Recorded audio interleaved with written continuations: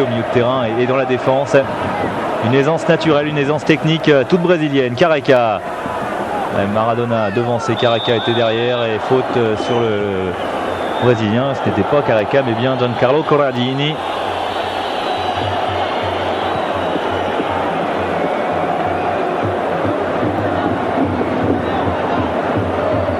Avec les défenseurs en fait qui montent de plus en plus. Ferrara, on l'avait vu en première période, Corradini ici qui monte également. Et Marco Baroni qui n'hésite pas non plus. Et Maradona.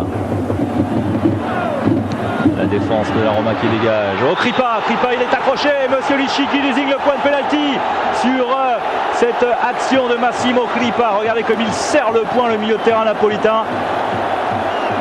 Et c'est un penalty évidemment l'artificier du côté du Napoli. C'est Diego Armando Maradona qui devrait se charger de tirer ce penalty. Luigi Radice n'est pas tout à fait d'accord avec Monsieur Licci.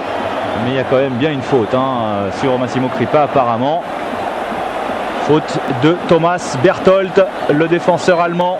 Et Maradona dans son duel avec Giovanni Cervone. Il y a eu déjà beaucoup d'occasions. Maradona, on se souvient évidemment du côté français d'un penalty qu'il avait raté contre Toulouse en Coupe UEFA. Il y a de cela 4 ans. Mais il ne va pas en rater toutes les semaines. Diego Armando Maradona face à Giovanni Cervone pour l'égalisation du Napoli.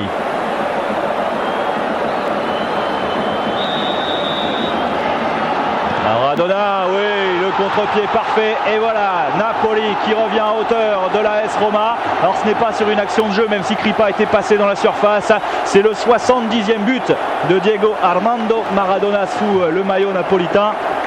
Et c'est important ce 70e but parce qu'il y a des records que Maradona pourrait atteindre. C'est peut-être pas le titre de meilleur buteur de l'histoire du club puisque c'est Antonio Wojciak qui le détient, joueur des années 30 qu'on avait marqué 102 en 189 matchs.